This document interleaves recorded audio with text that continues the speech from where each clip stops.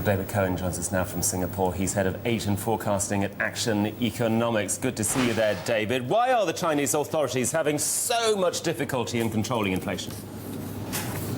Well, I think as some of your previous analysts pointed out, the sequential pace does seem to be moderating a little bit. It was up only 0.1% month on month in May, and although it was the highest year on year in 3 years and likely to edge up a little higher in June, well, that might be the peak, and inflation should moderate year on year as we move into the second half of the year, dependent, of course, on the trajectory in oil prices. But, David, you have a situation here where the economy is cooling, but inflation isn't. Why is that? Oh, in fact, overall, the May data for industrial production, retail sales, and fixed investment spending were all reassuring that the Chinese economy is sustaining its momentum, and that's good news not only for a soft landing prospects in China, but also that China would be able to continue to play the role as engine for world growth in the face of the current uncertainties clouding the global outlook.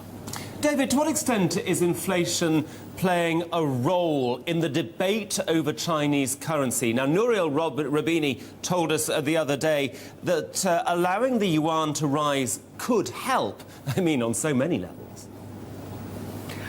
Indeed, the usefulness of an appreciating currency as a tool for containing inflation has been a factor in the decision by the Chinese central bank to tolerate gradual appreciation of the yuan versus the dollar since unpegged in the middle of last year.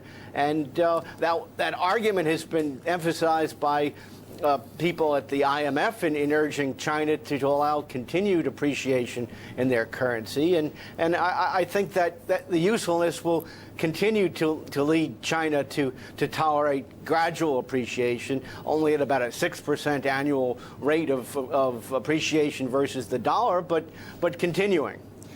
Not to bring up Dr. Doom's name once again, but Nouriel Roubini, David, saying that China risks a hard landing after 2013 because its efforts to spur growth by investing directly in the economy is going to cause excess capacity. Is China headed for a hard landing eventually here? Because this rebalancing that they're supposed to be doing isn't really happening all that quickly. I guess I'd be a little more optimistic than Mr. Roubini, given, if nothing else, China's track record for the past few decades of able to sustain robust growth without ever seeing a hard landing. You know, even during the global crisis of 2009, China was able to sustain healthy growth even as its exports fell off sharply. So, what options do the Chinese authorities have left to try to fight inflation, to get it down at least to 4%, where they'd be quite happy with it? Well, I suspect they'll continue to use a multi-front approach. The central bank is likely to raise interest rates perhaps another 2 times this year, after having hiked by a full 100 basis points since it began last October. It will also likely tolerate continued appreciation of the Chinese yuan, as we said, as well as continuing to raise reserve requirements for the banking system. I think that combination should allow them to achieve a soft landing.